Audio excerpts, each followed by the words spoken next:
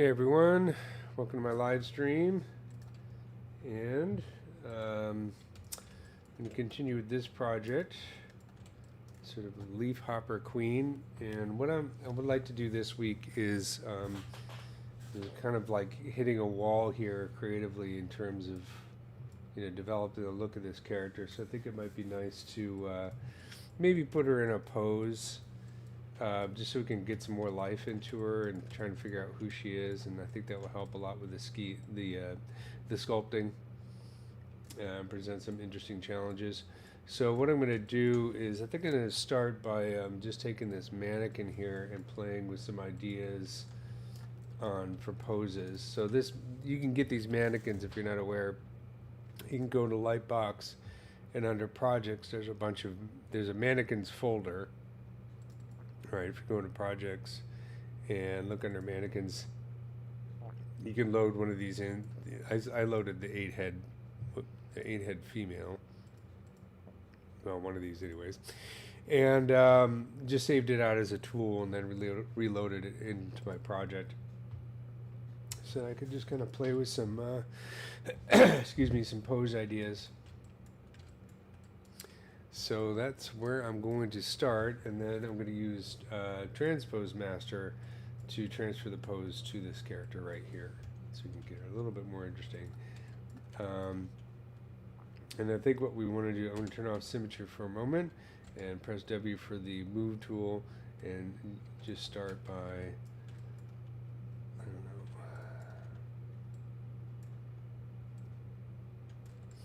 you do rotate. That scale. Sorry, I'm thinking in terms of my hotkeys and not ZBrush hotkeys.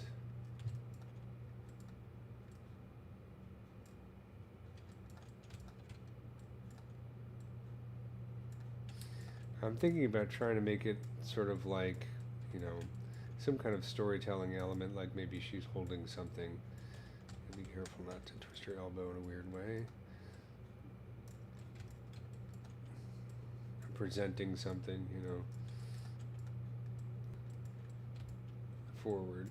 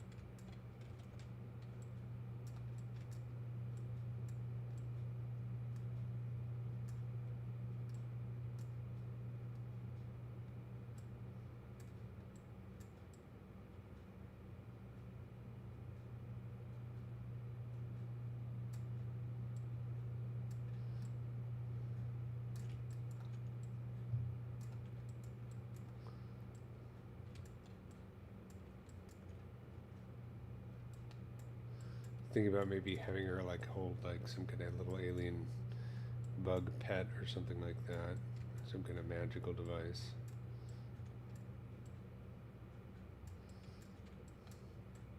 I think a little bug might be kind of cool.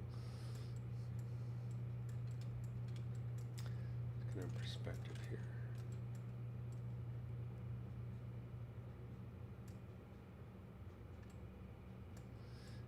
Mannequin's okay. It's a little bit hard because it's so robotic,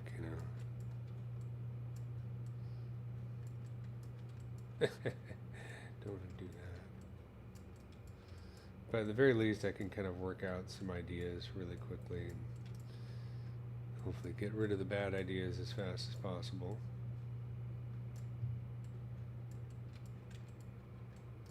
It's easier than trying it out on a fully formed character.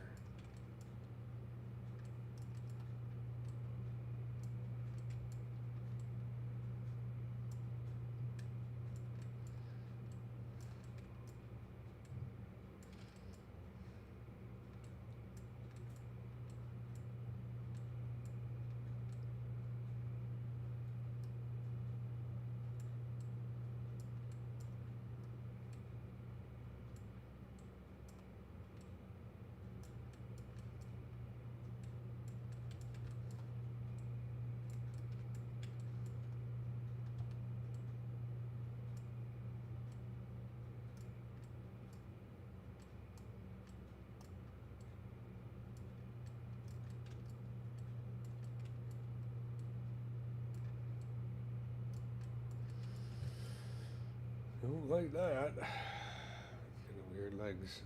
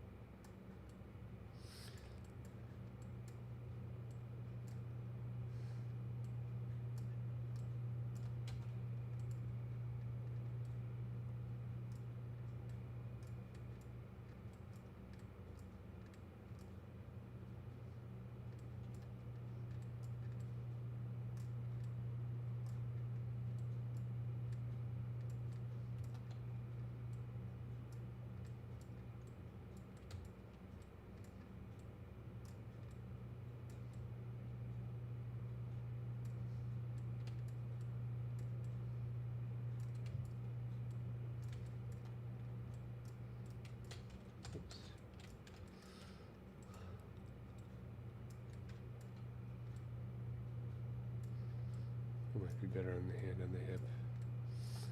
More like she's presenting it.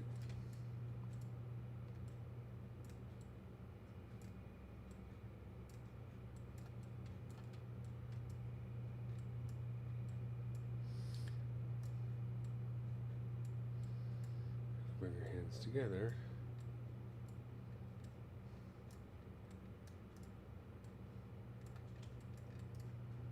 Good morning, how are you doing?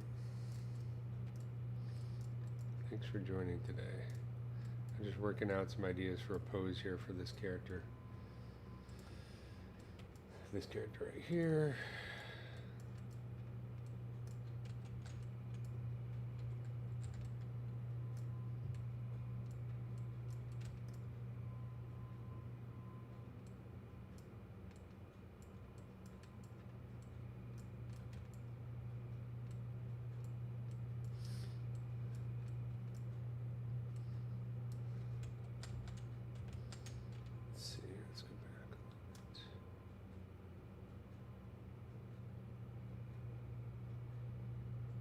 Don't want the arms to block too much of the body because that would ruin a lot of the work that I've done, right? So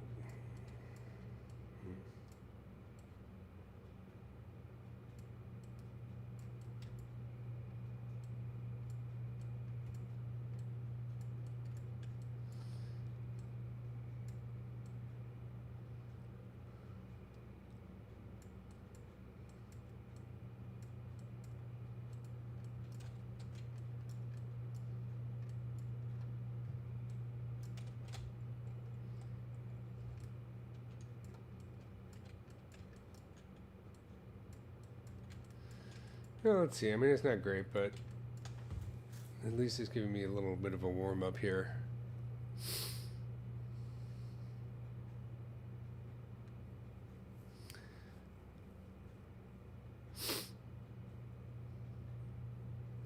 Is that 26 degrees Fahrenheit or Celsius? That makes a big difference. I'm in France, so we think in terms of Celsius here. So what I'm going to do, let's switch over to this character again, and we'll do all low. And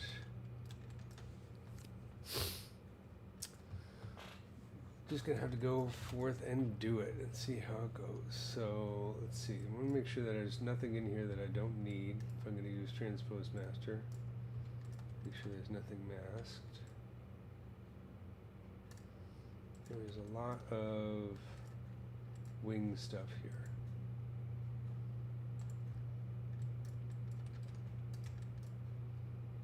Ooh, that's pretty cool.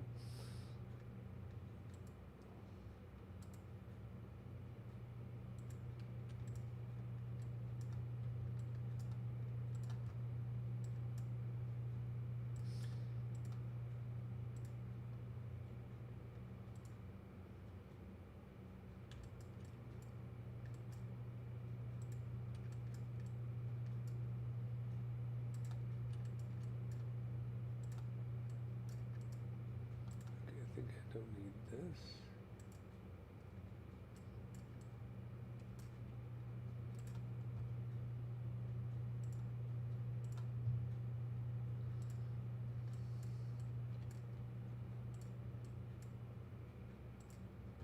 I don't need this.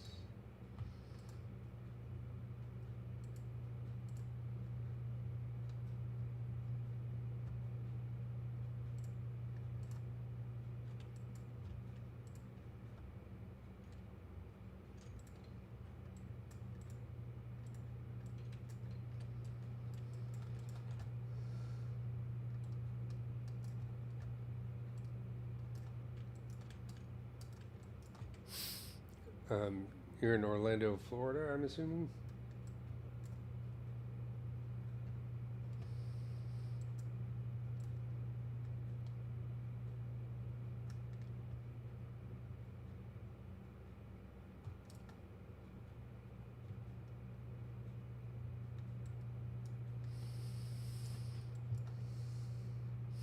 Okay, so let's do this. Z plugin, and we're going to go to transpose master, and whoop, could do a Z-sphere rig. I think I'm just going to do straight up transpose master.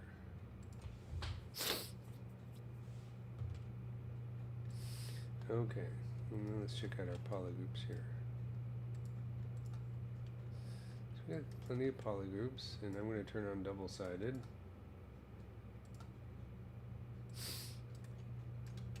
And let's get to it. I think what I want to do is I'm going to go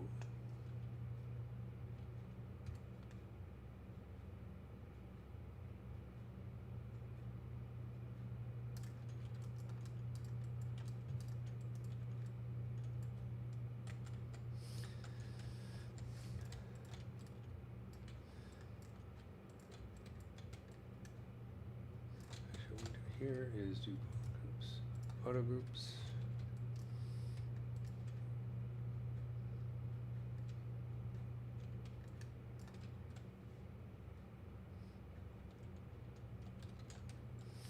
I think I'll do is pose fingers afterwards. I don't want to deal with trying to pose them right now.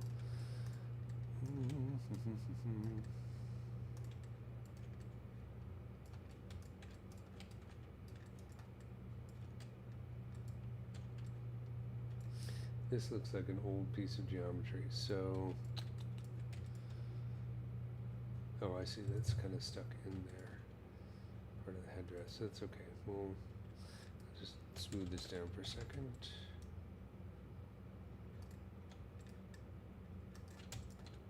We'll deal with it later, it's not a big deal. So I think what I want to do is...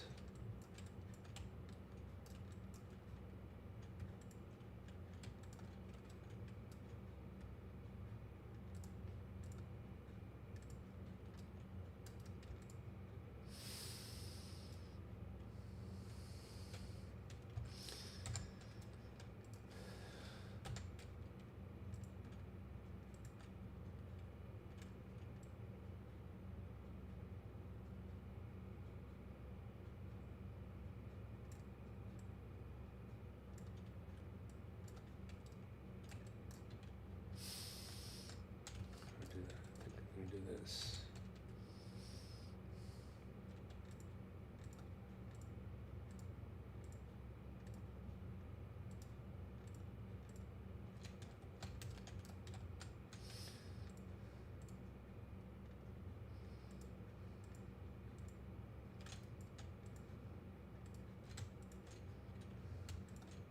I'm going to make this one polygroup so I don't have to worry about trying to move it separately.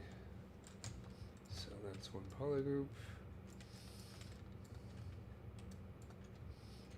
Now I'm going to hit it with the transpose master. Oh, sorry, not transpose master. The gizmo here, and just center this, and do a little bit of rotation. And the hips. I'll finesse it a little bit more later on.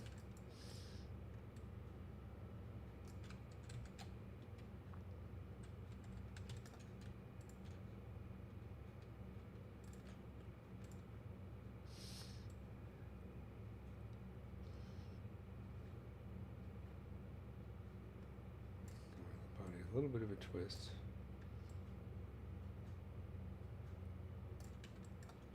I'll switch over to this material so it's easier to see. Set the background gradient, get rid of that thing.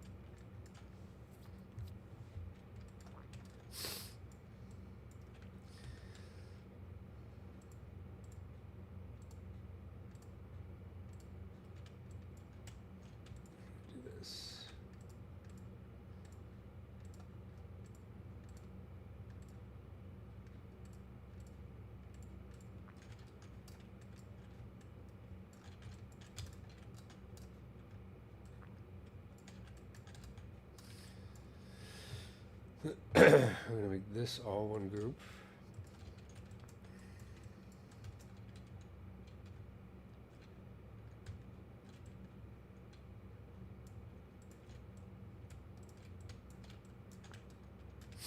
And deal with that later.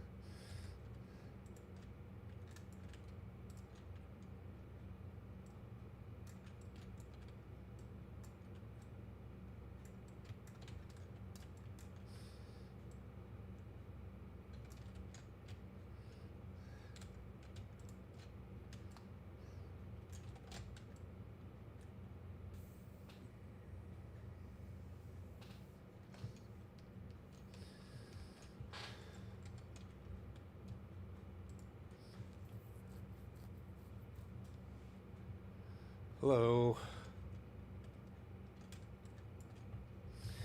Feel free to ask questions in the chat here. If you're curious, I'm just in the middle of trying to pose this character, come up with something a bit more interesting. The idea is that she's presenting some kind of magical item, perhaps a little bug or something like that. But I think a pose is going to help make the character a bit more interesting.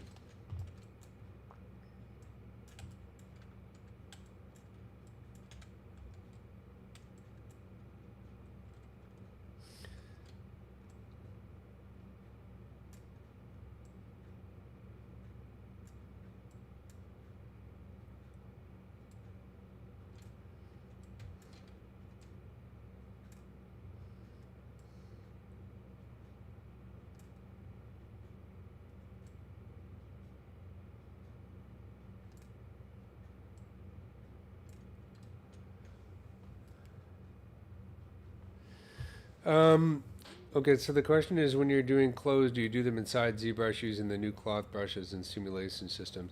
I do a little bit. I think if you go to simulation based on where the brush is, I think that could be really helpful. But I think in terms of like, it's really good for getting the shape, and sometimes you can get some really cool wrinkles, especially when it, interacts with the other subtools. But then to do refinements, I just do good old-fashioned sculpting, usually with like a cloth brush or something like that, so that I have total just more artistic control over it. It's nice though, because like you know, back in the day, like export stuff to like a program like Maya and run a claw simulation to bring it back into ZBrush. And it was such a pain. You know, you get that far removed, you know, that many steps into the process, it starts to make it harder to look organic and natural. You know, it ends up looking kind of stiff. Okay, that's okay. Okay, we're gonna come back to the head, but at the very least, it's more interesting than straight up, straight ahead. I think let's see if we can deal with the legs next.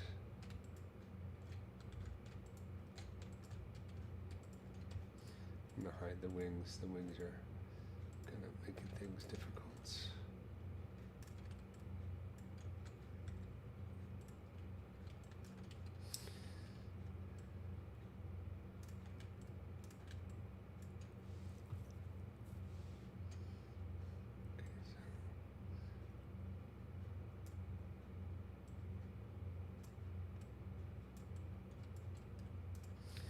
So move the hips down.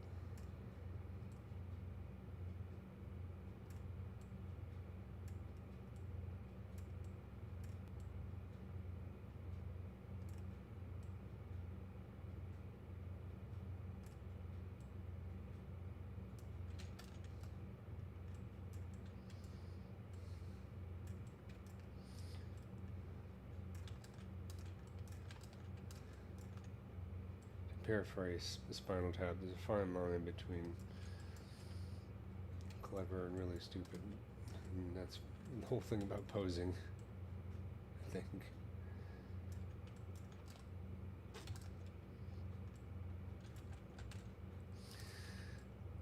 The slightest thing can make a good idea look really dumb.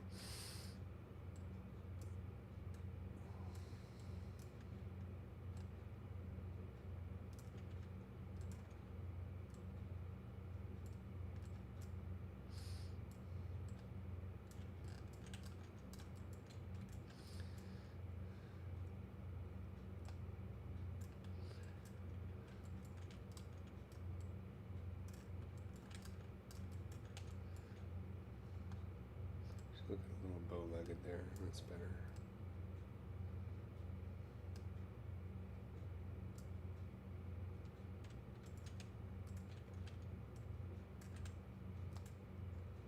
It's going to look kind of awkward up until the last second.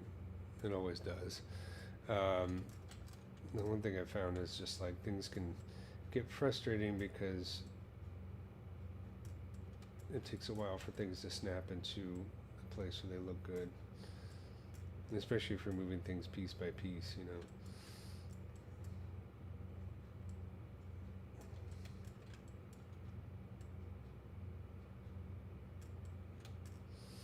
You can use like a Z-sphere rig, but I think for this one it's going to distort too much and end up requiring me to do more fixing than I want to do. That kind of can be a pain to set up too sometimes. But if this doesn't work, I might try that.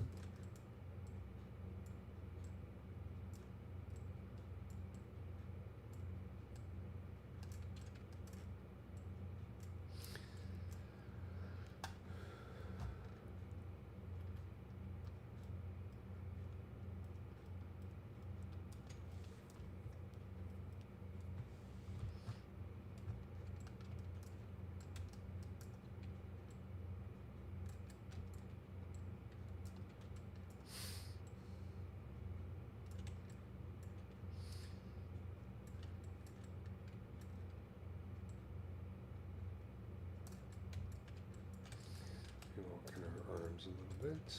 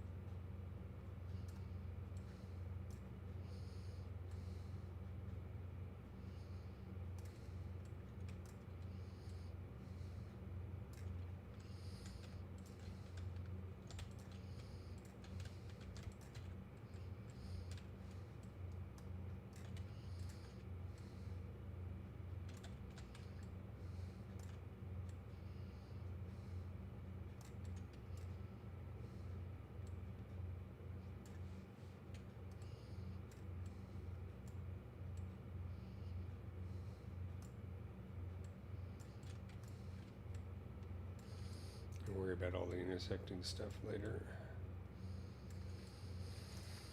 Just finesse it after I get the pose down.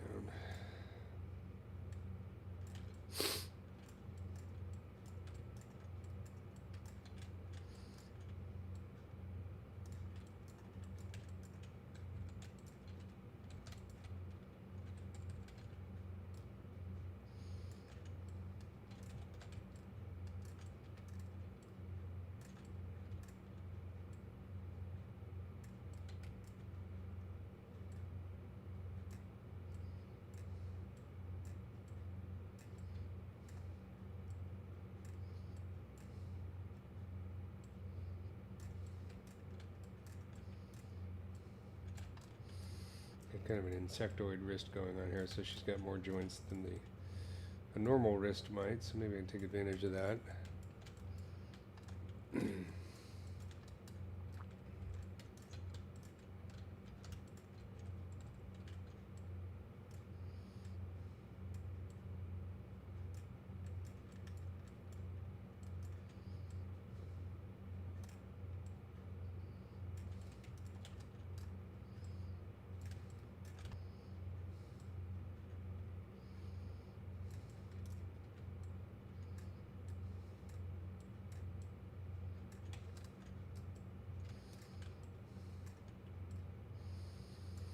I think I might have her like holding some like little tiny bug. I can use one of my other bug models. It's this constant library of unfinished bug models I can put in her hand.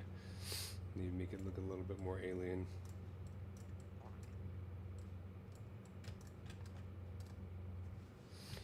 Does that make sense? Yes, her thumb's on the right side. If she's holding it out like this, I always get a double check. And you can twist it around.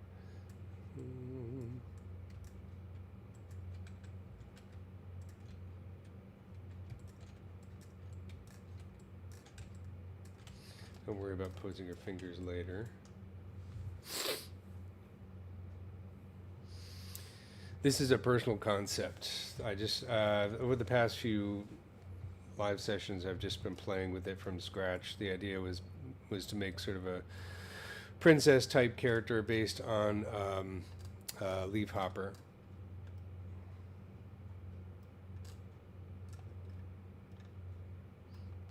some of my reference here. So this is sort of the original Leafhopper, and I looked at some stuff online on Pinterest, some kind of typical AI generated characters. This is an example of what not to do. Some really crappy AI generated characters, and just kind of see if I can come up with something that's interesting and a little bit different by combining this. So that's the basic concept. I wanted to do something that wasn't necessarily like super violent, something more Star Trek-y. So I'm imagining this is like a princess visiting the Enterprise or something like that. Next generation stuff, you know, or Deep Space Nine, not the current Drek that they have coming out. Sorry, I'm a very old school Star Trek fan myself.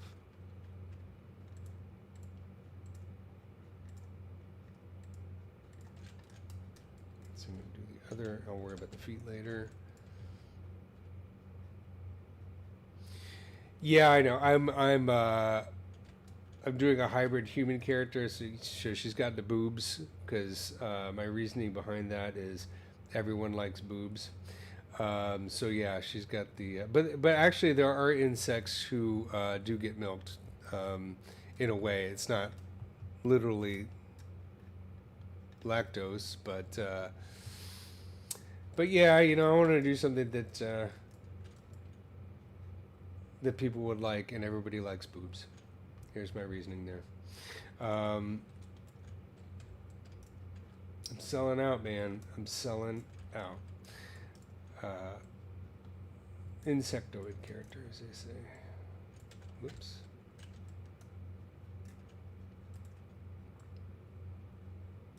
I like doing character stuff too when I get a chance. So take a little bit of a break from doing straight up insect things. And I mean, I actually originally got into CG to do character art.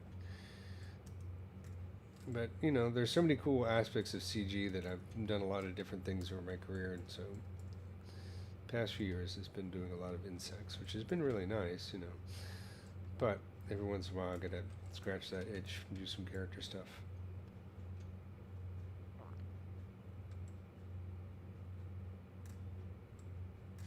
What to do with the other arm?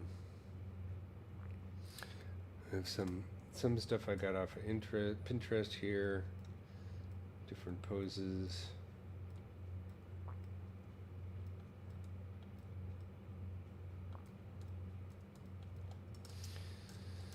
I'm quite sort of doing a hybrid between some of the ones that I think are interesting. Let's try putting her hand on her hip just to see if it works.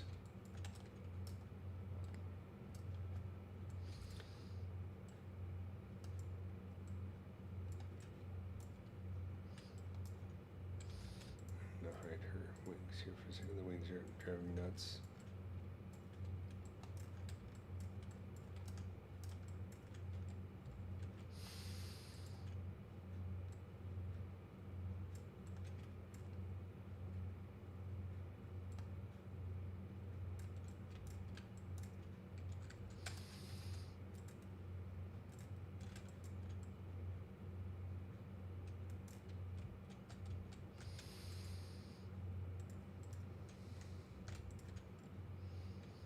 No, that sucked.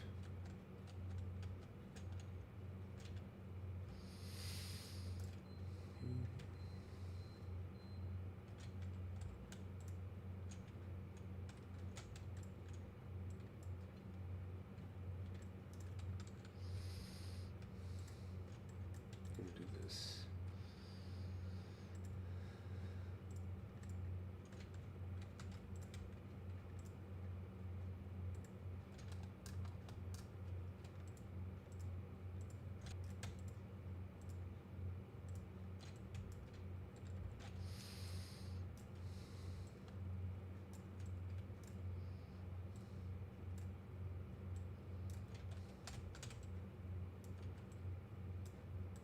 Yeah, I'm breaking her elbow in a weird way.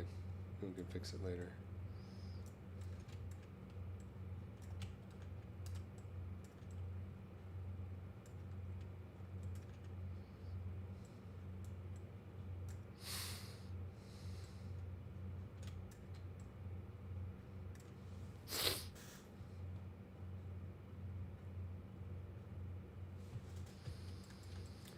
try this.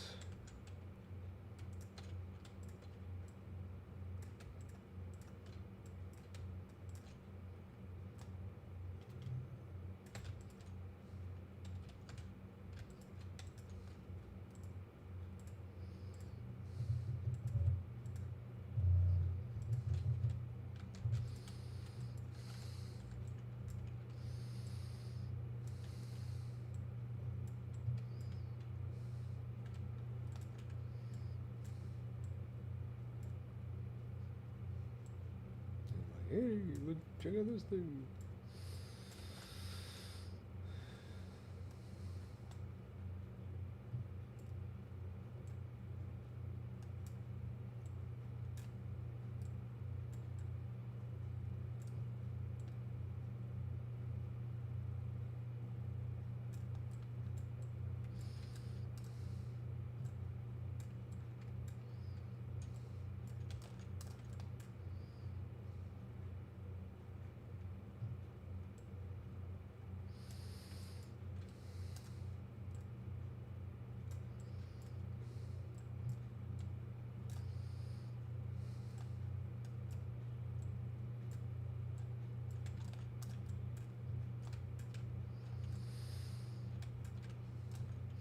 That's not too bad. I mean, I know it's very simple, but, you know, it doesn't have to be complex pose. Just has to be more interesting than standing there.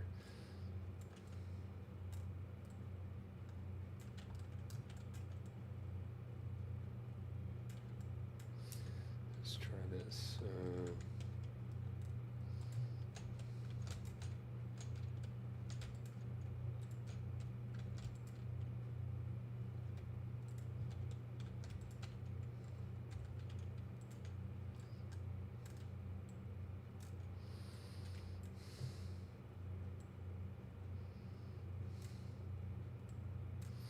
I think a lot of the pose actually comes in the fingers. When I get the fingers, hopefully it'll look a bit more relaxed and natural.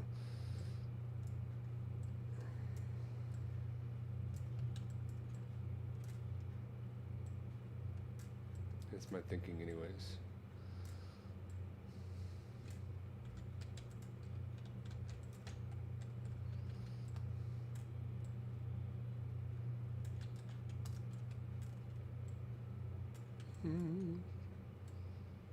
It's okay.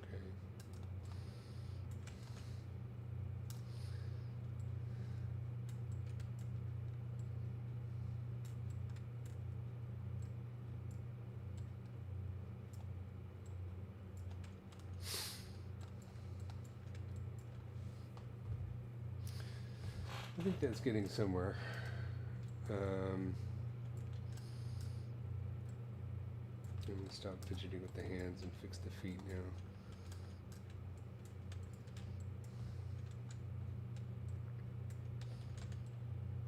I think I'll play with the dynamic cloth stuff for the wings as well. I think that might be fun.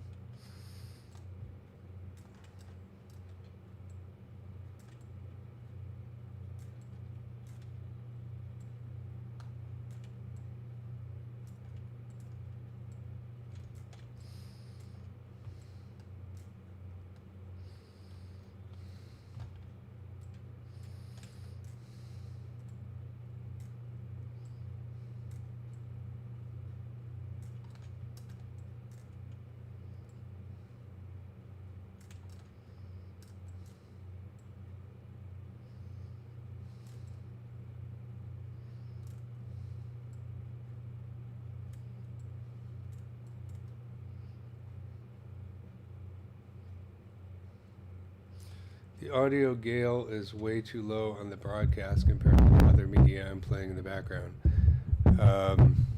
The way I have it, I'm almost in the red here. So I don't know what to tell you about that. I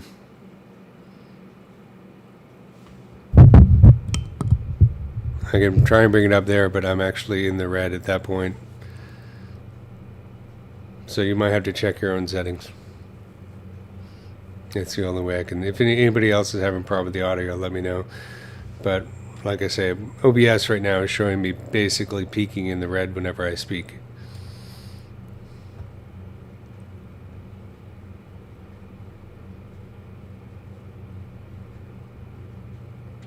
Thanks.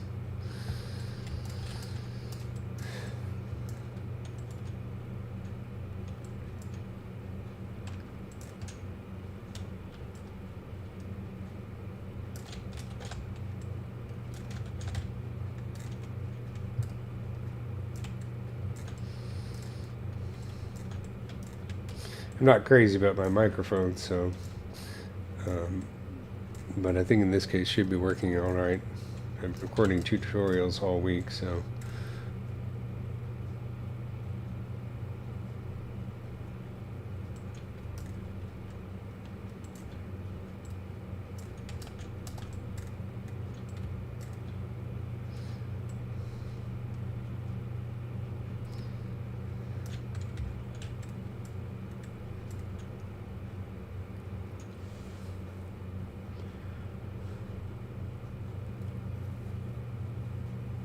Okay, hopefully that works. I will try and make adjustments as necessary. Or as needed, I should say. Okay. I'm also not talking as much as I normally do. Do you guys have anything you want me to complain about this week? Let's see. Let me straighten out those knees a little bit. This one, I think leg is fine. I think I'm okay with that for now. This one looks a little odd.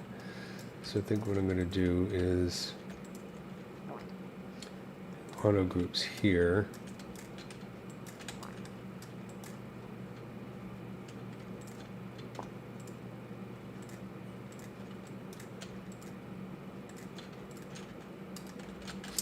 Let's do this.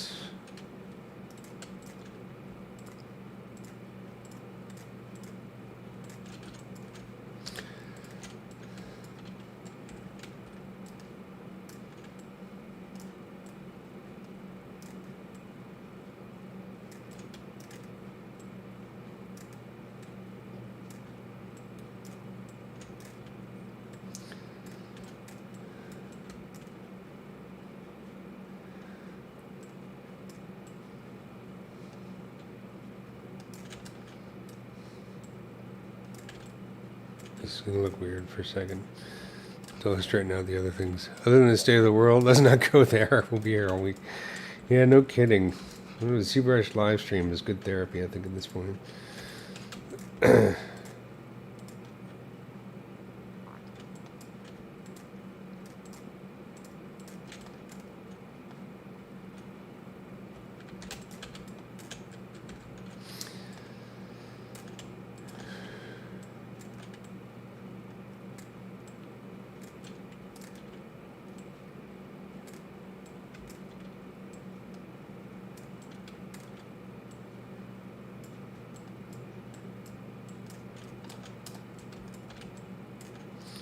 Of course, now her foot is a little bit lower than the other one.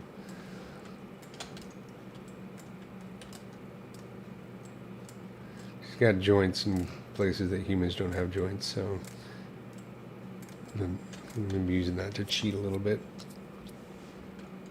Okay, let's go tuck this in.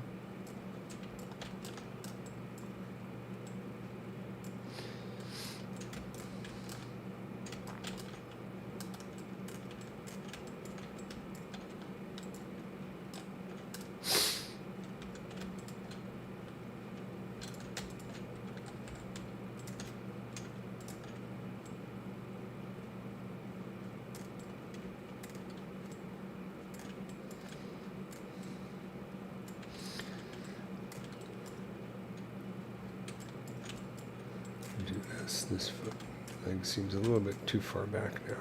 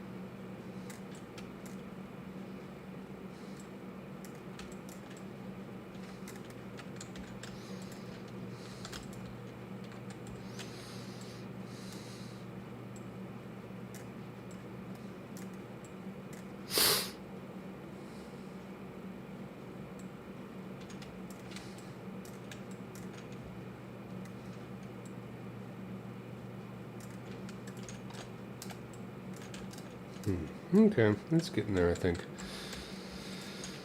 I think what I'll do is, I mean, it's rough, but that's okay.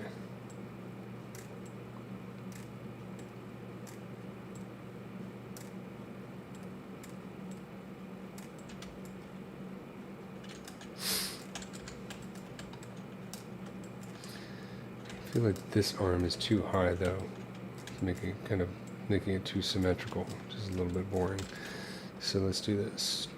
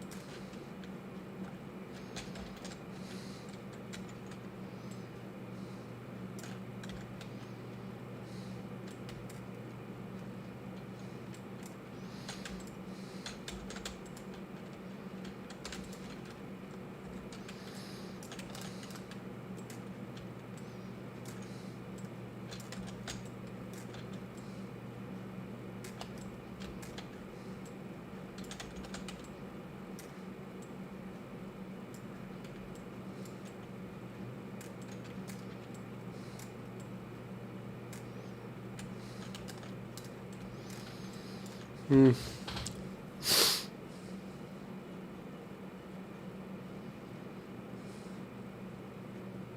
Well, let's go with it. See what we can do. See how it goes.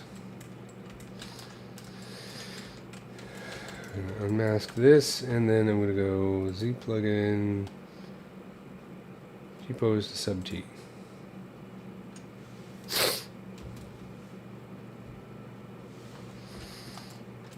And let me save this.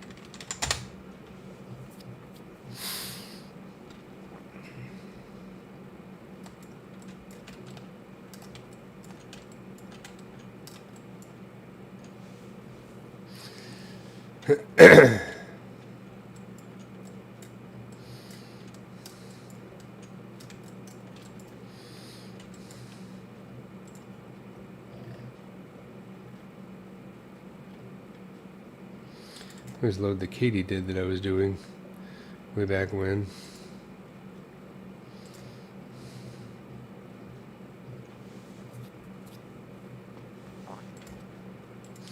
Which I never finished. Well, maybe I did kind of sort of finish it.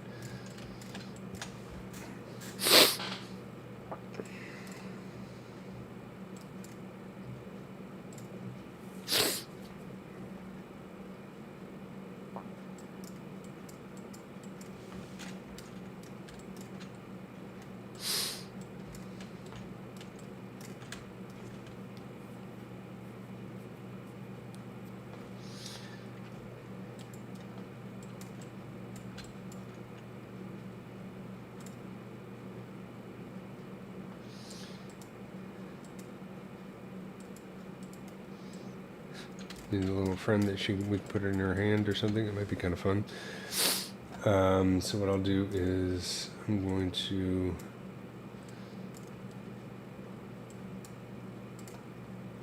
merge visible.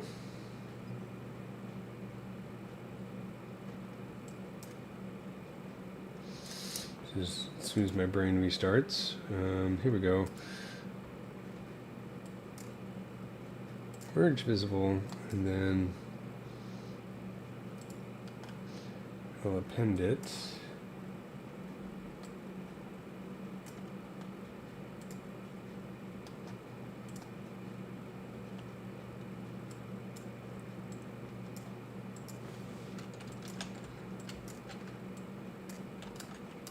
Hey, it's perfect size. What do you know?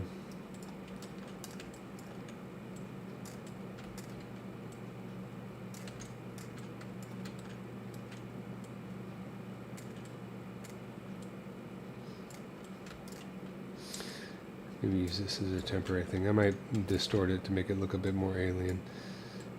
But it could be like cute little dude in her hand.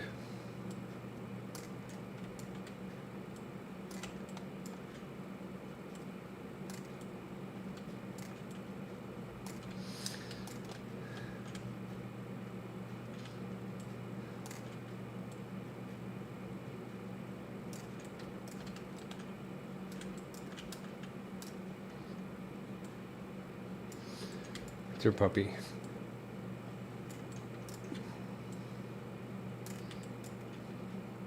She should ride the beast. Well, that means completely reposing it. I can make her riding the Arachnid warrior from Starship Troopers that I did a couple months ago.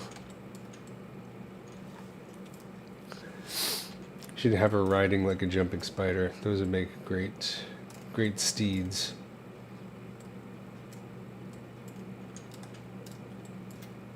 Hey, how you doing? Thanks for joining the live stream.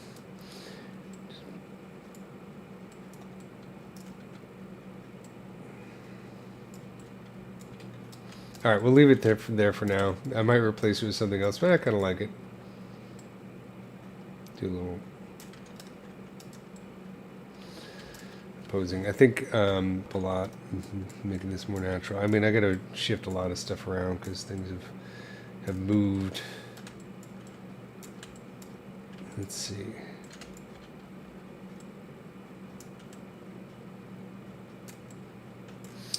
I don't want to do that. What I will do instead is let's make a folder, and then we can move our whole head as one.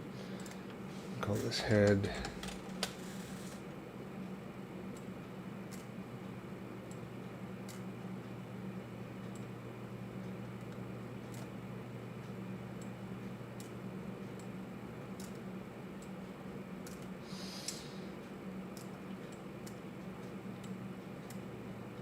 Let's see.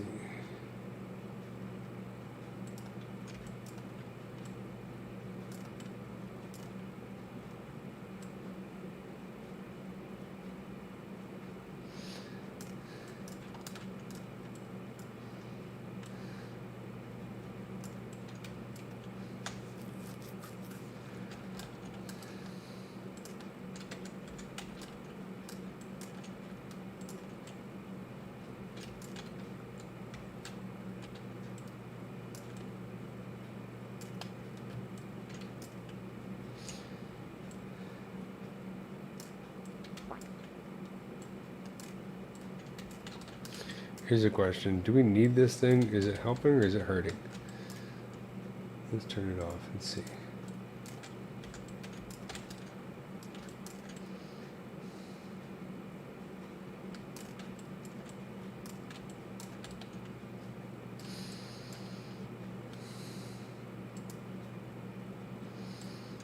In the front it's fine. I guess it doesn't really bother me that much.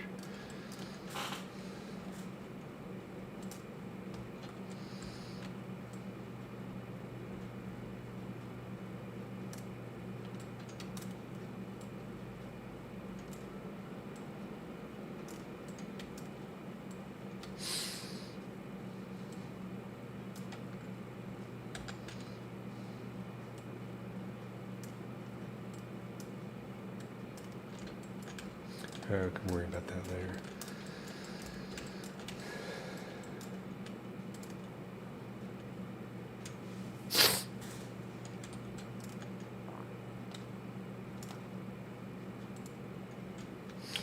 I'm going to hide this. Whoops. Turn off symmetry. Hide this. The other one and do split hidden.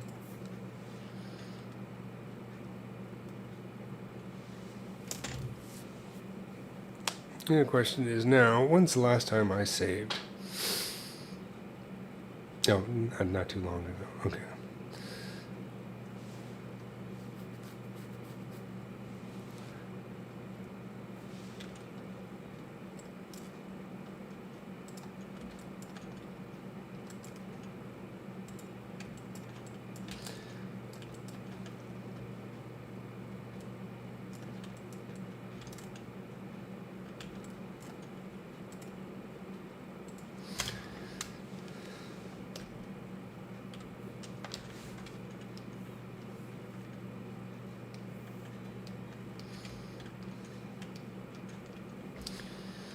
I'm going to try and relax the hand here a little bit.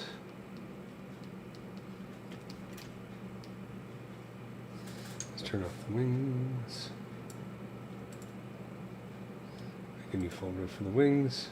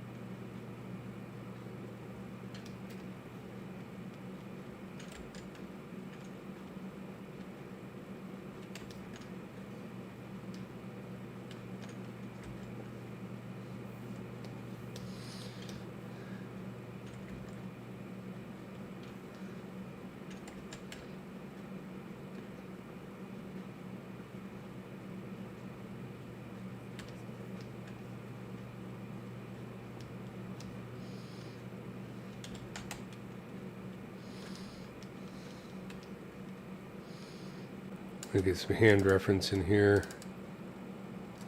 just to make it look a bit more relaxed.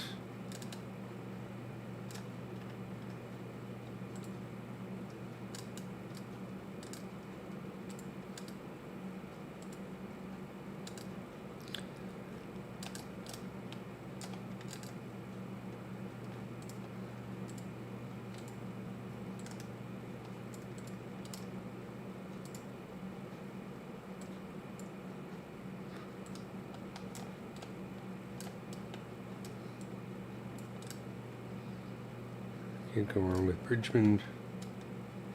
Come on.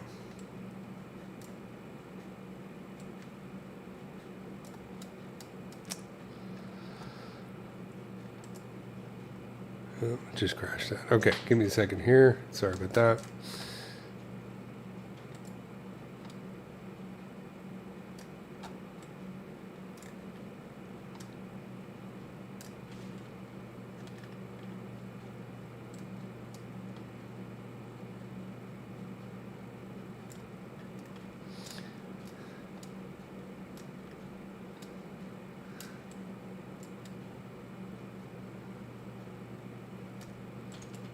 There we go.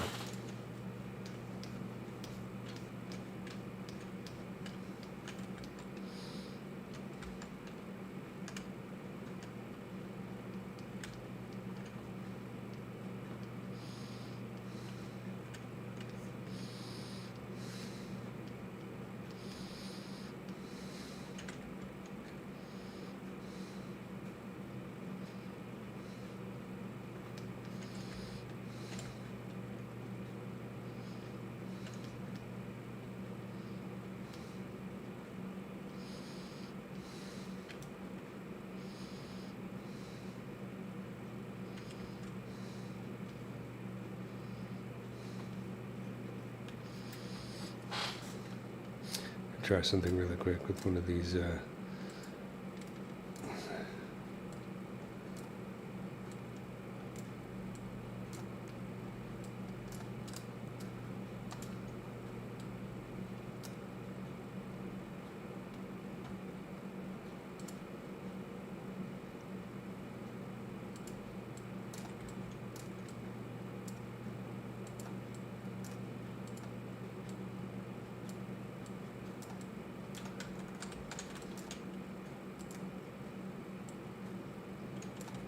Okay, let's try classic.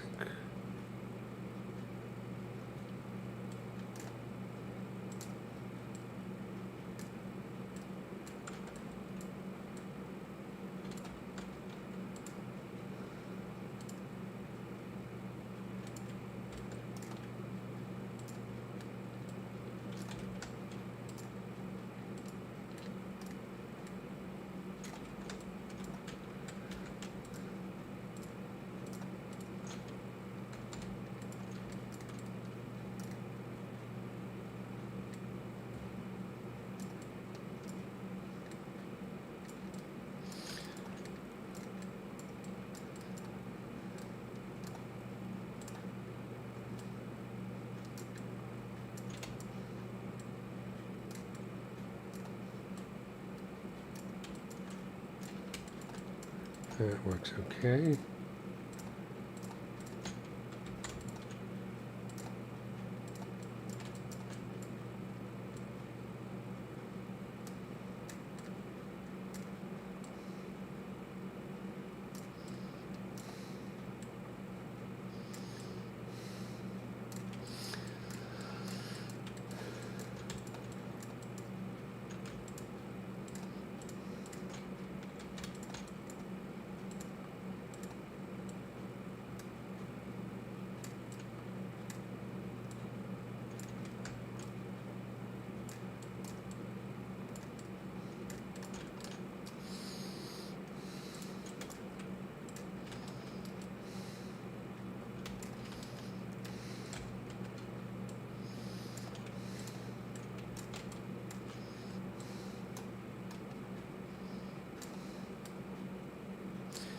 She kind of has man hands.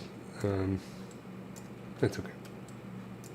Yeah, I like that. That's all right.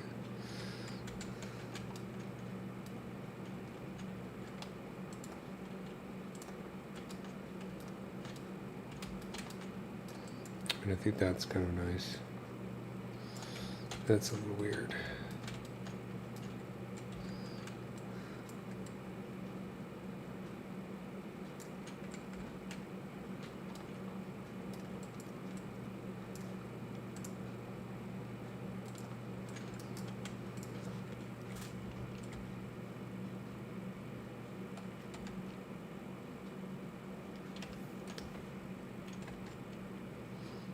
I overdid it with the S curve in there.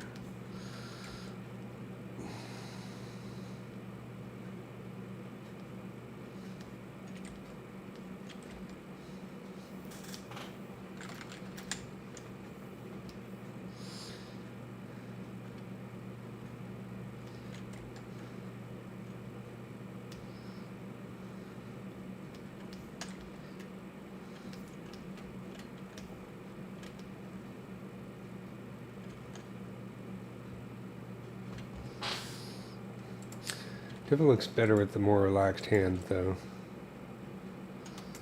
I think.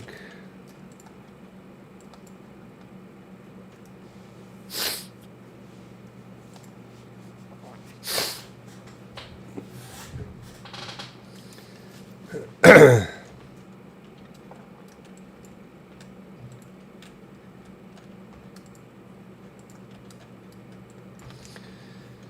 think this has gotten a little. Okay, 1 second. I'm going to separate these two arms.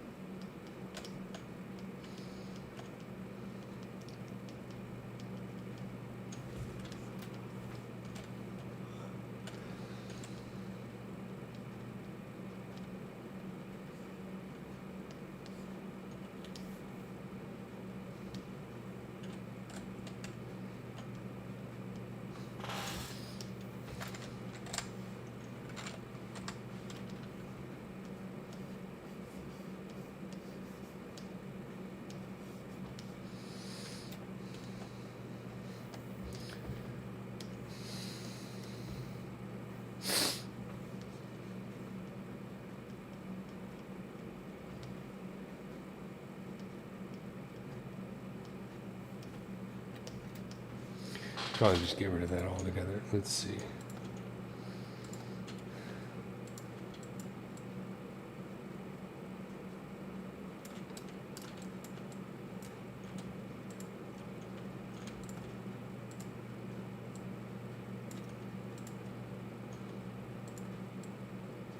Here's what we're going to try. Because this is a mangled mess here. So I'm going to separate this out from the rest of the head.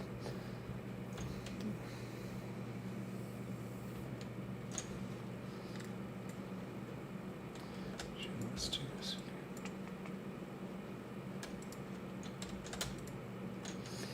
We'll do polygroups, autogroups,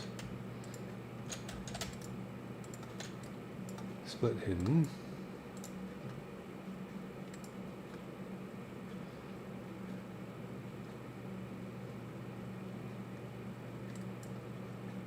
Okay, and then let's see.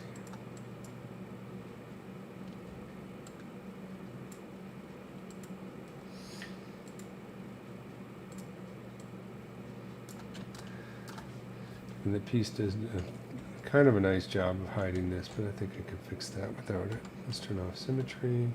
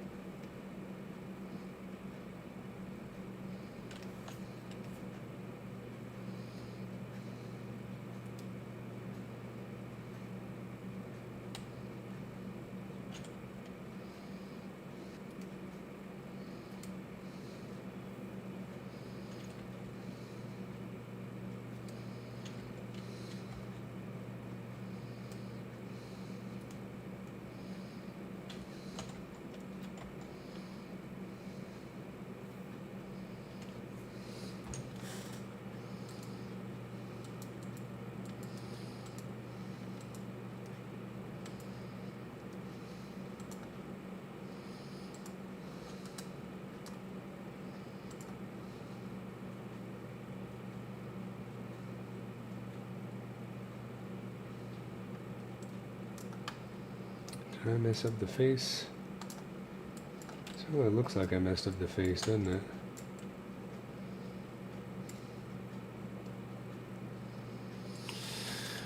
That doesn't look good at all.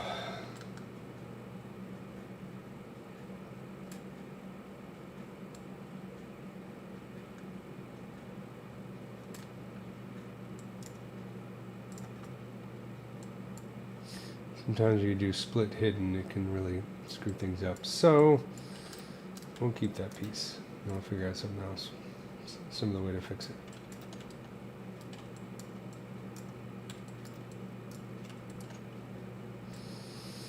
Split hidden is usually the most non-destructive way to split a subtool into separate parts, but every once in a while it can cause problems. And the other thing I could do is take these shoulder pads off of this thing. I should just not worry about it for right now and fix the other stuff.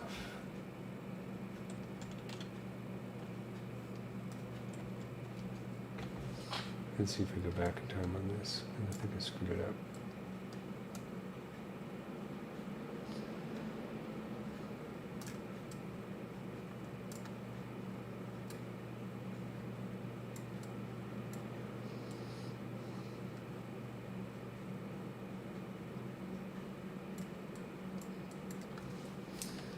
Let's leave it right there.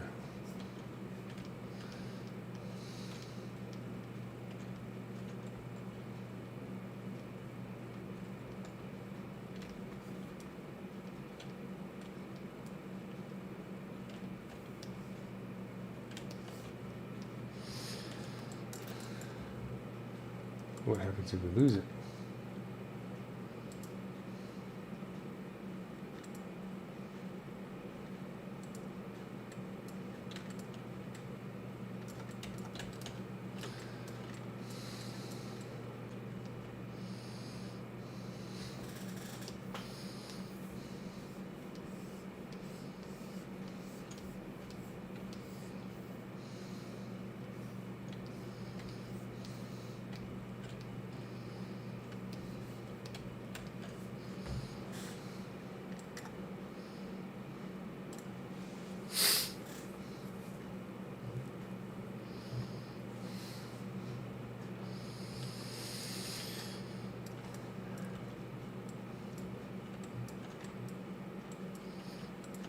going to play with this hand a little bit.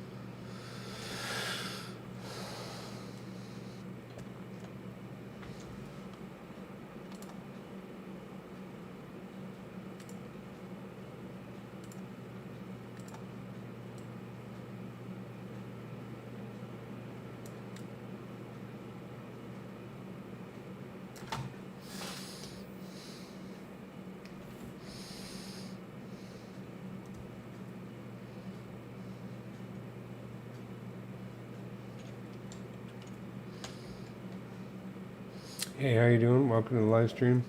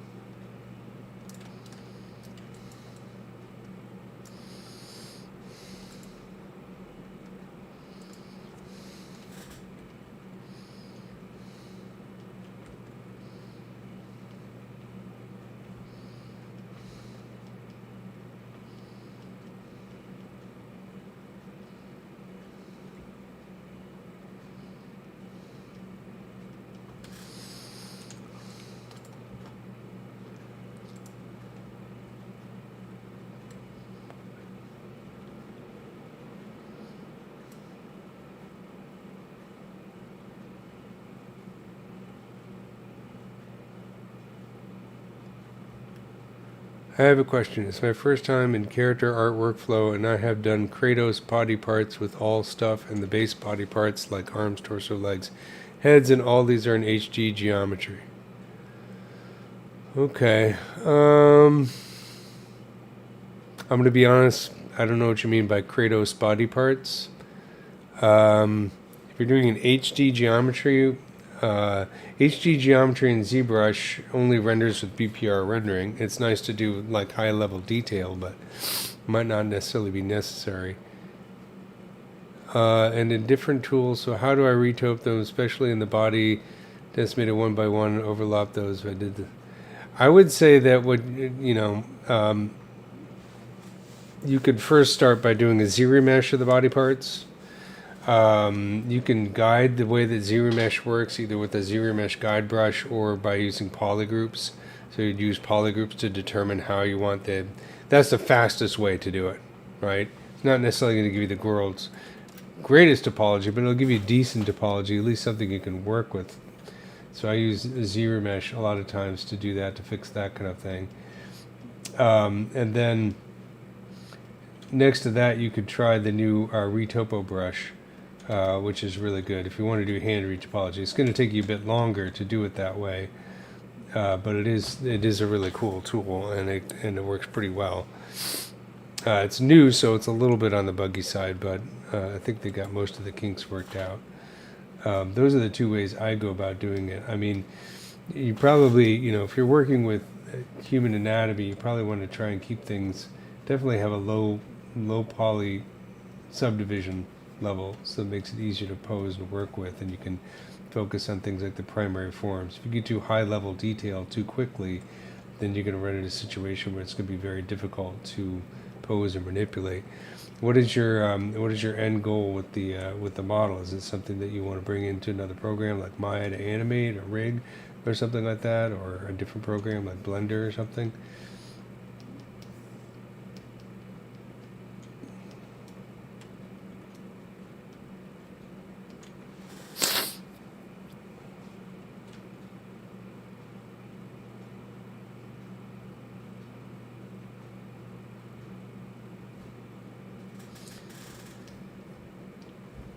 I mean, I think with you definitely want to try and keep things as simple as possible if it's something you're going to be baking.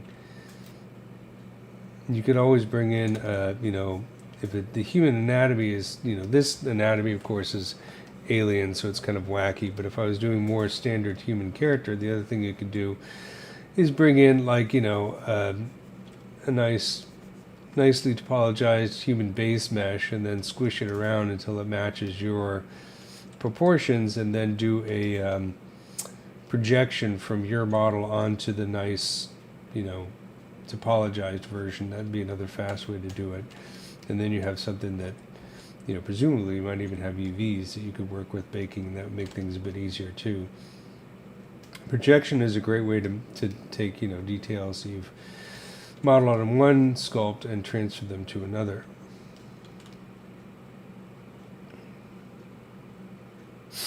My goal is to make a portfolio that's all good pose without rigging.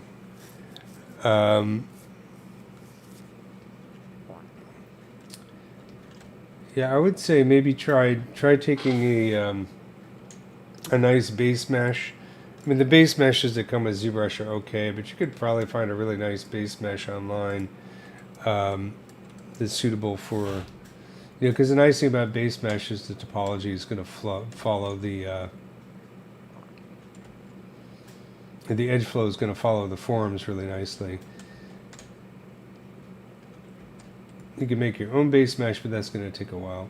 But I would say try just as an experiment, find a good base mesh online, or maybe spending a few bucks on Fab or something like that. You could probably find one for free, and then use that, bring it in as a single subtool, and squish it around to match, like with the smooth brushes like I'm doing right now, to match your model. I assume your models that you have right now are not posed. The nice thing about having a good topology is beyond just being able to rig it, it's also easier to pose. If you have a lot of super dense geometry, HD geometry or whatever, it's going to make it really difficult to pose. It's going to be like posing chewing gum. So if you have a nice low topology mesh with a good good topology, that makes it a lot easier to pose. That makes sense?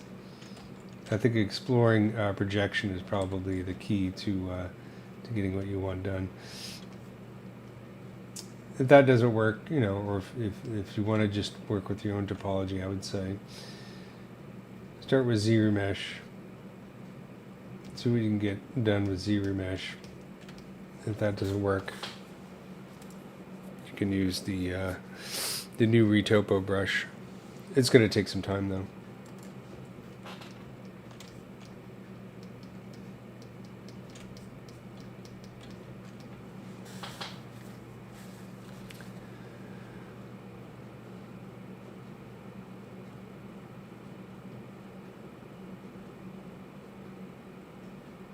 Well, if you have a single base mesh that you project all the subtools onto, then you can paint out those areas where you have the where you might have the seams, and that's going to make it a lot easier to bake.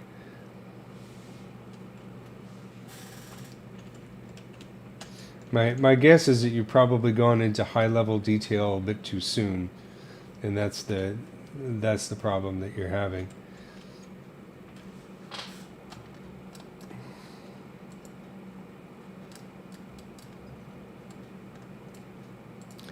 The ability to sculpt high level detail in ZBrush can be very seductive, I think. Oh, I see. It's Kratos from God of War.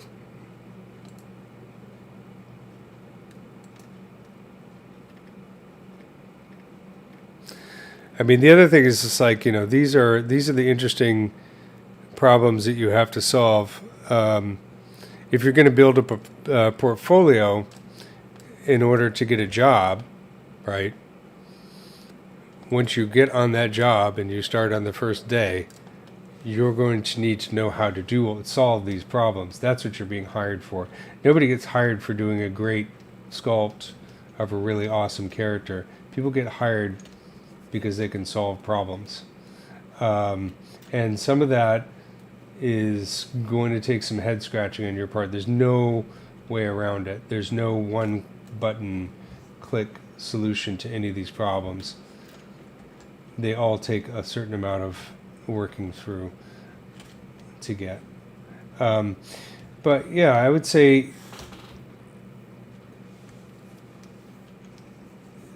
get a version of the model that is fewer subtools, and then project from your high resolution subtools onto the to the lower resolution version. You know, with subdivisions, it'll be easier to pose. If you have a lot of high resolution parts and you try and merge them, especially if they're really dense, you're probably going to run into a lot of crashing.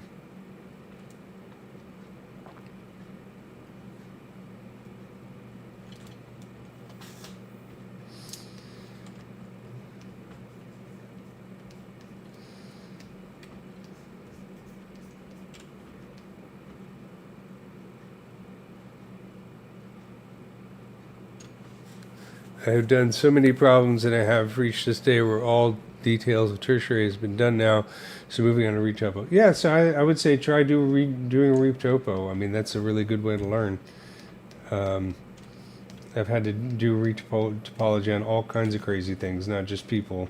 I mean, the nice thing about doing human characters is there's loads and loads and loads and loads and loads and loads of information out there, and tutorials and examples that you can use as a guide. You know, doing a retopology on something like a fly is a lot harder. There's not that many guides out there. Some things make it easier. It's a bug, so it's segmented. That definitely makes things a bit easier. But, you know, solving those retopology problems is a really, really good way to go. I mean, let me save this real quick and show you what I mean. You know, if you have...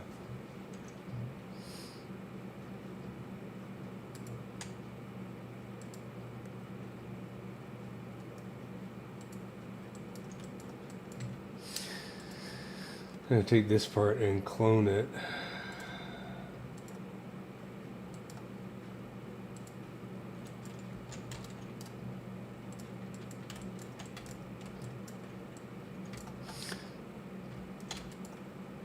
You know, I don't know if you've used the retopology brushes. Actually, let's do something a bit more symmetrical.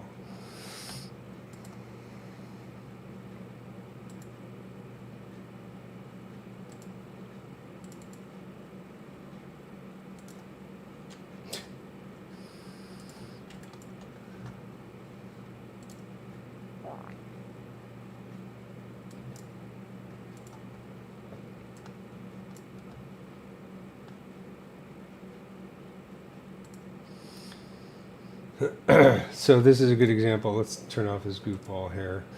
So the way the retopology brush works, if you activate it,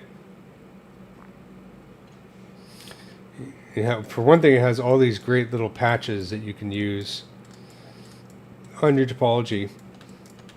But basically, if you click on it, it's going to ask you to create a subtool mesh. I'm going to choose yes, and so now my active subtool is this one right here called Retopo. Here's my original, right? And now I can literally start to click on here, and just like if you've ever used something like Quad Draw in Maya, it's kind of a similar idea, right? You can pull out the topology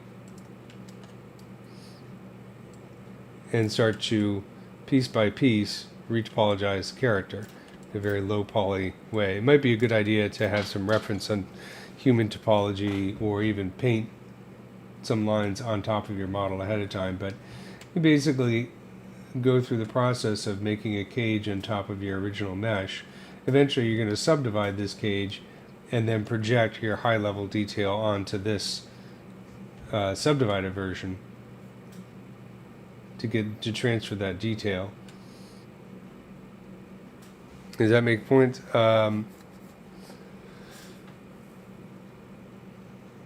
Yeah, don't merge the subtools you have, and create a mesh either using the retopology brush or bringing in a poly mesh, and then project from your high poly mesh onto the other one to create the detail. Because then you have a low poly version at the lowest subdivision level that makes it easier to pose, right? And then you have, you know, these tools. And a lot of these are like hard surface stuff, but some of these are really useful for doing, you know, you can take these patches here and, let's see, I'll do maybe this one.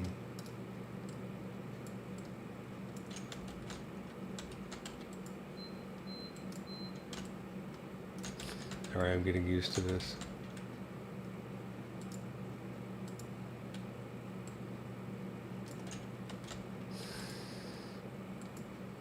They changed the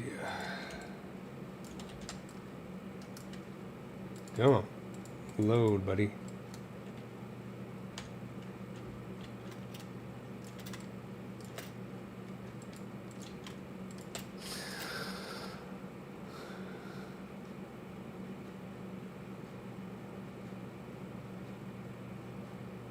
Okay, so 2 questions. Can you tell me what is a cage?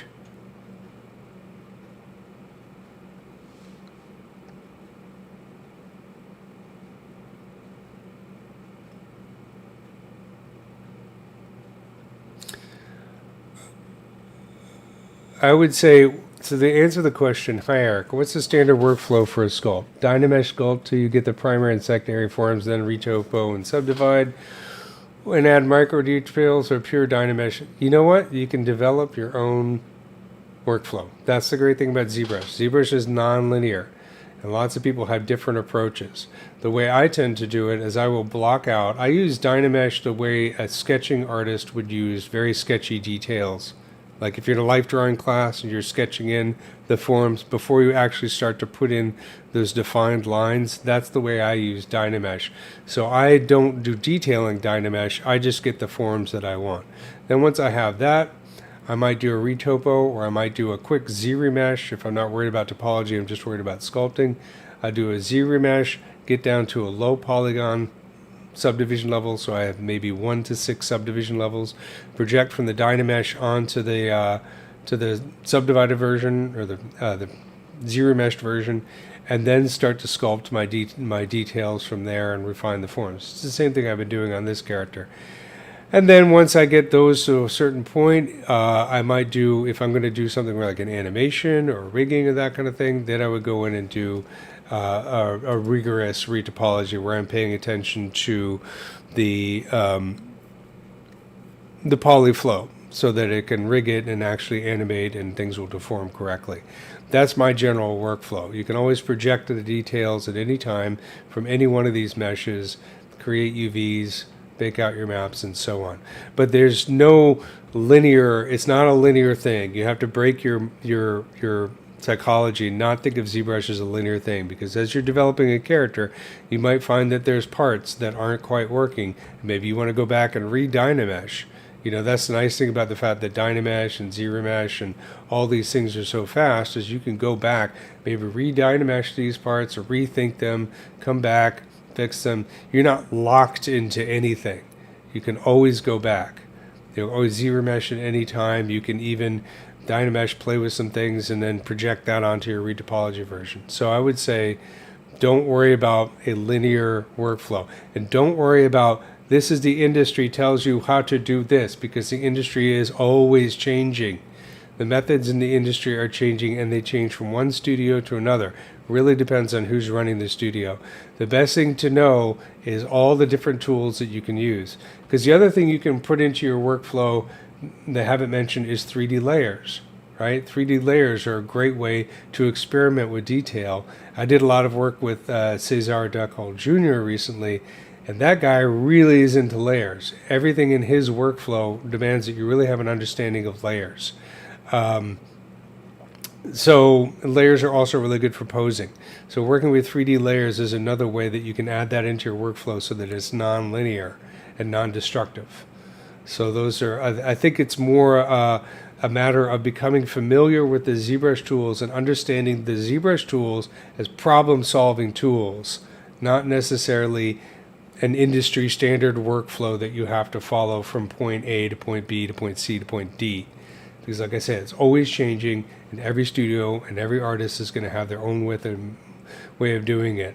So I'm not going to tell you to do this and then that and then this and then that and then this and then that, because that doesn't make any sense. But you could also listen to Pro 42210.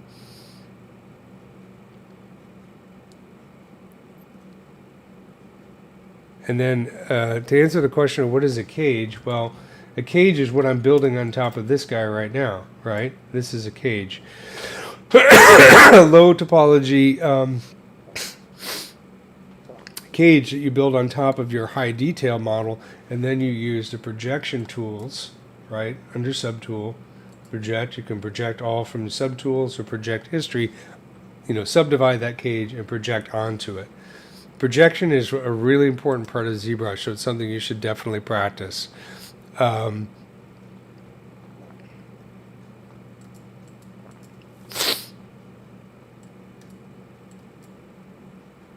So I would say, yeah, definitely practice a lot with projection, because that's also going to save your butt.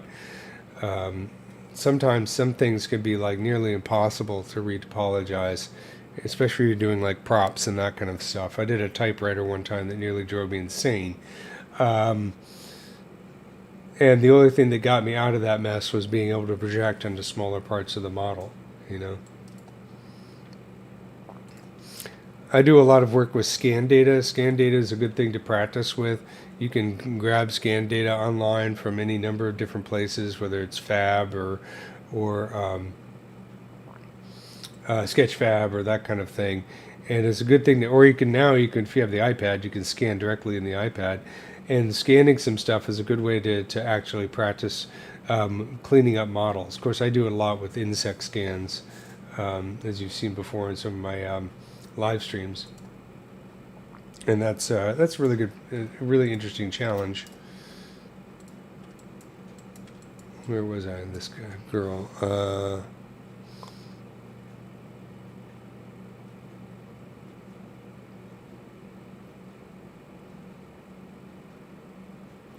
The question is, I don't get why my retopology tool always goes a bit under the mesh when I try to use it. I think they've gotten a bit better about the let's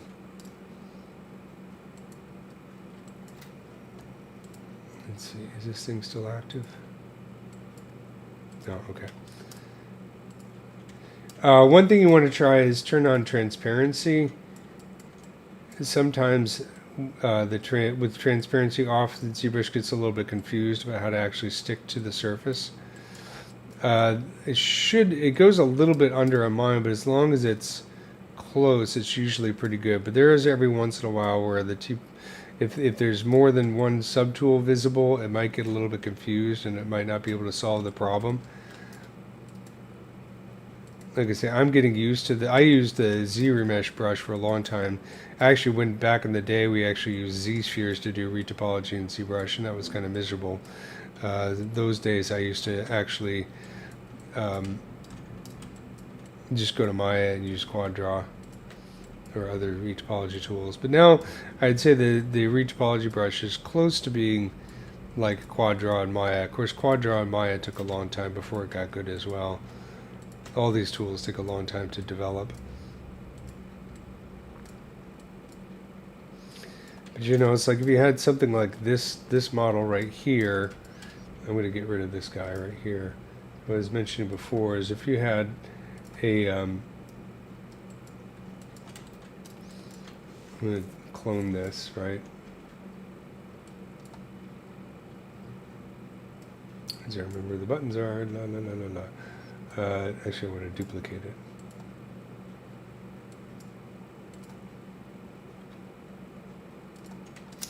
So let's say this is my mesh, and this is what?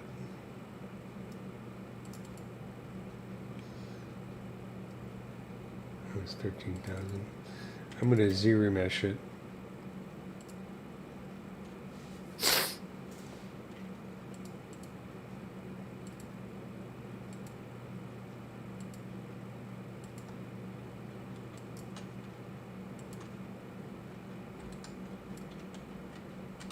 That's too much. For the sake of argument, this is not a good example of a cage, but let's say you had a retopo mesh. Pretend this was actually good and not a piece of crap. But let's say that this is something that you downloaded or you had on hand, and let's say that this right here is your detailed sculpt that you've been spending all this time on. What I'm saying with you could take this mesh, not literally, but you know, a better mesh, and actually, no, I don't want to use retopo brush, I want to use move brush. You could take your cage and basically squish it around until it matches your character, right? And then project from your high poly mesh onto your low poly mesh that way, which is another way to do it. It takes a long time and it's going to be tough, especially when you get around things like the fingers and the toes and that kind of thing, but it's another opportunity, you know, another possibility.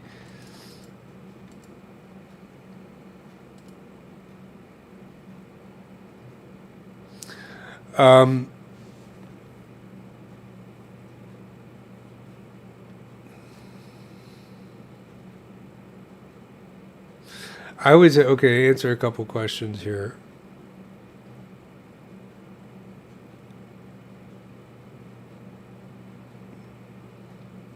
When I was in character art journey, I had created a skull and the middle seams showed up in substance. UV seams were perfect. So what would be the cause for this in solution? Well, I guess it depends on how your UVs are set up.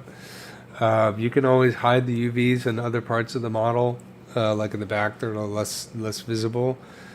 Is it possible to go directly to Substance Painter after ZBrush without retopology? I wouldn't recommend it because basically the advantage of doing something like Substance is you're going to be baking from your low poly to high poly, or your high poly to low poly, right?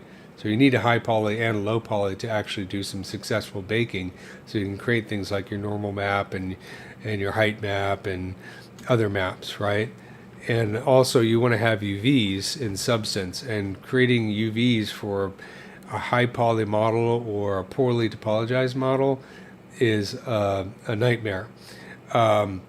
If your goal is to make a really cool portfolio, you can do whatever you want. If your goal is to get a job in the industry, you're going to have to learn how to do retopology properly, and you're going to have to learn how to do UVs. Because the last thing you're going to be able to, you're not going to be able to work in the industry if you don't know how to do those things. It's just not possible.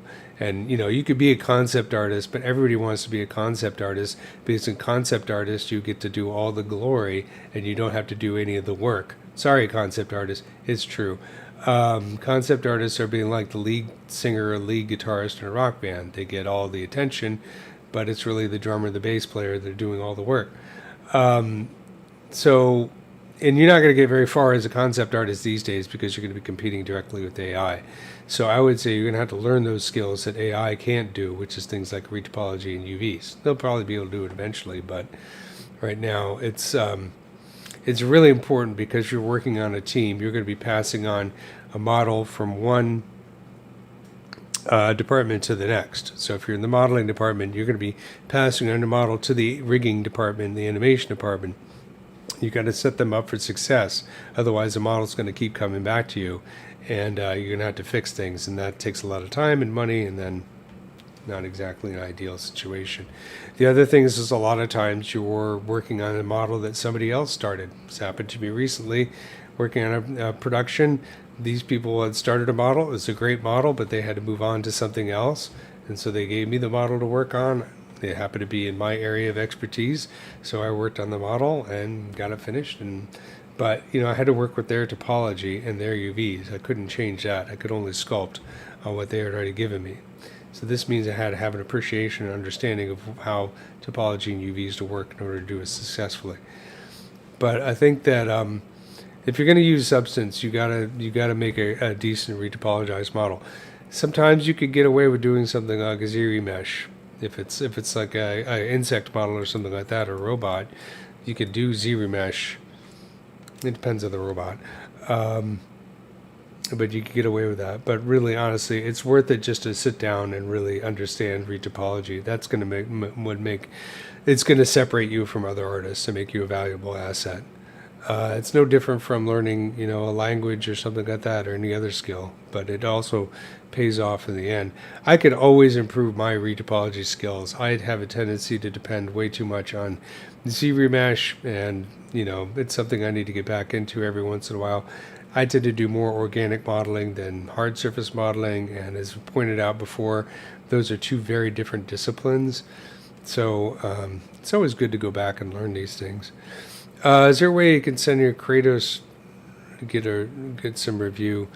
I'm not really set up for that. I don't know if it's something you want to do in terms of do you want me to review it in the live stream or something like that. I mean, I'm pretty much at the end of my live stream today. Who's really good at doing reviews is Tomas Wittelsbach. You could see when he's doing a live stream, because you could always send him the model, and he'll take it into his live stream and do a critique for you. I'm not set up to doing that at this point.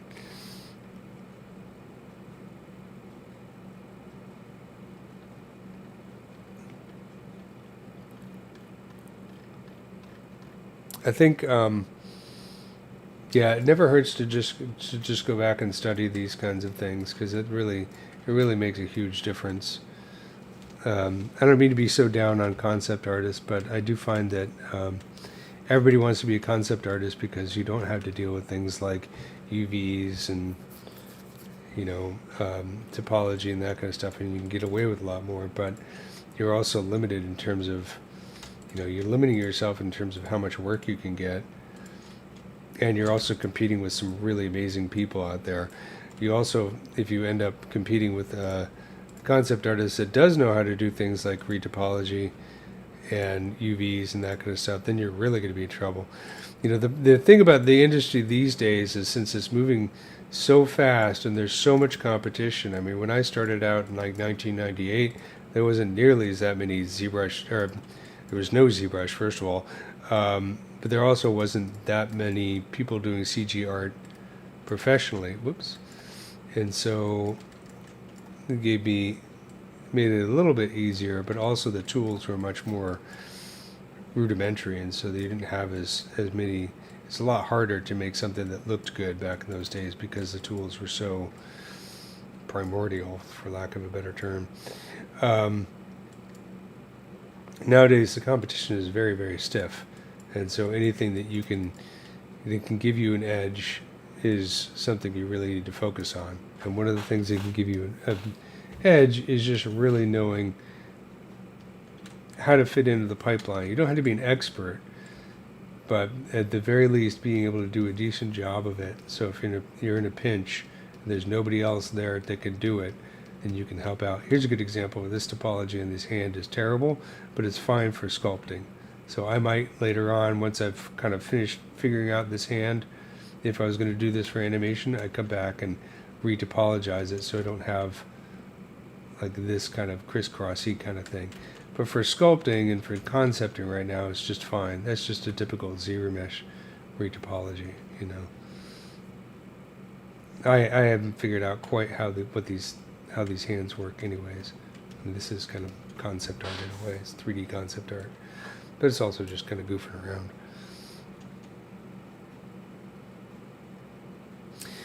Yeah, I mean, the name I said was Tomas Wittelsbach. He does really good reviews in his live stream. Here, I'll type it into the chat.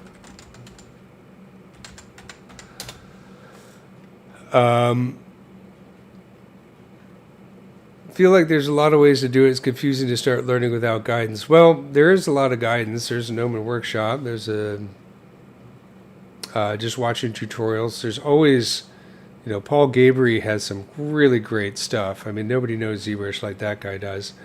But the best way to do it is just to do it. There's also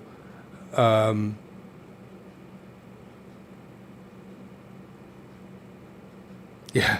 Okay, so Pro4210 says, the same token, do not call yourself a generalist if you do not want to be a generalist, because I'll put you in generalist work and all those plans to be a character model will die in the trenches.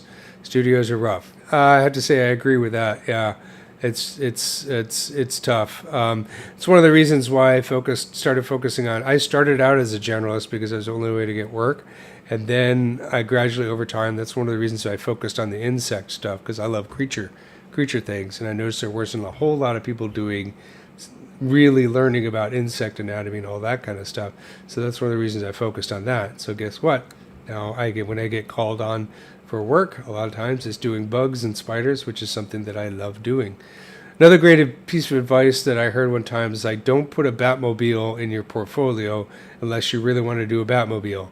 In other words, if you put in work in your portfolio just because you did it, but it's not something you really enjoy, you're going to end up doing a lot of that kind of things. I think that there's what you need to do in terms of learning is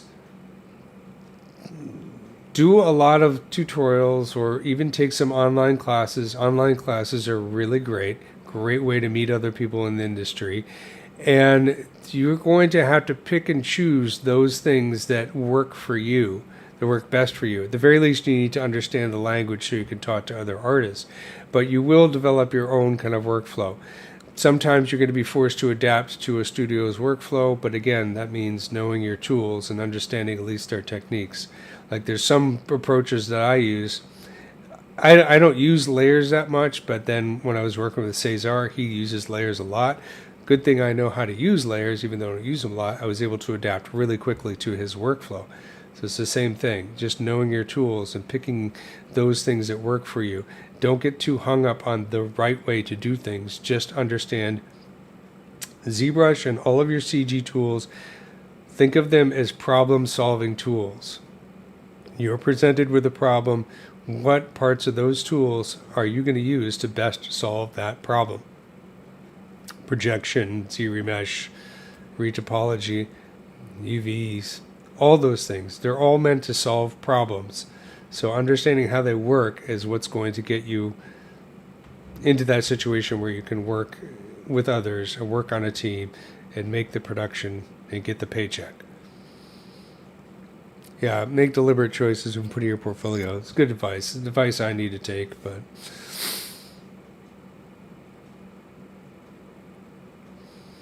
I would say you want to demonstrate that you have range. If you can only do one thing in one style, again, you're not going to be called upon unless that style is needed. So you want to have range, but don't have so much range that you're spread so thin. You know what I mean? I would say, if you really want to focus and just be a character artist, then call yourself a character artist and focus on character art. If you want to do a wide variety of things, environments as well, then you can put environments in there. Again, then maybe you can call yourself like a modeler. Like I would say I'm mostly a creature modeler. I do occasional environments and that kind of stuff as well, and occasional characters, but I'm mostly a creature modeler. Every once in a while, I'll get called upon to do some character stuff, like when I worked on the Sandman thing for Audible. That was kind of nice. I was able to do that because I had character stuff in my portfolio,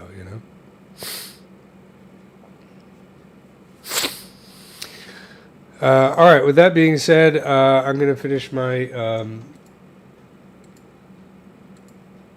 live stream for today. So this is where I ended up with just a little bit of pose. I mean, it needs work for sure, but at least now she's starting to get some personality. I'm getting away from that kind of standard A pose that I had her in, which was getting kind of boring. I had to work on this leg a little bit. I could see the plumb lines a little bit off. But, now at least there's a little bit of a story going on. And it's making it a little bit more fun. So everybody, thanks for joining my live stream. I will do live stream same time next week, Mondays this time. I'm in France, so it's Monday morning here. But I usually do it at the same time every Monday.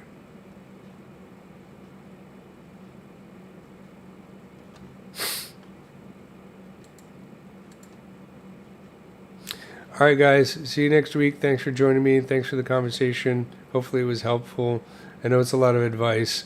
There's a good thing I was learning when I was learning photography. One of the things I had, not a great photographer, but I enjoy doing it, macro photography. When I finally had a professional photographer come up and tell me, look, man, there really aren't rules. You need to get away from the idea that there are rules. Stop with the rules and focus on how the tools work, and then build your own set of rules based on how the tools work, or think of it as problem solving. And that's a much better way to go about it than thinking I've got to do this and then this and then this and then this. There's a difference between being a chef and a cook. A cook is somebody who follows a recipe.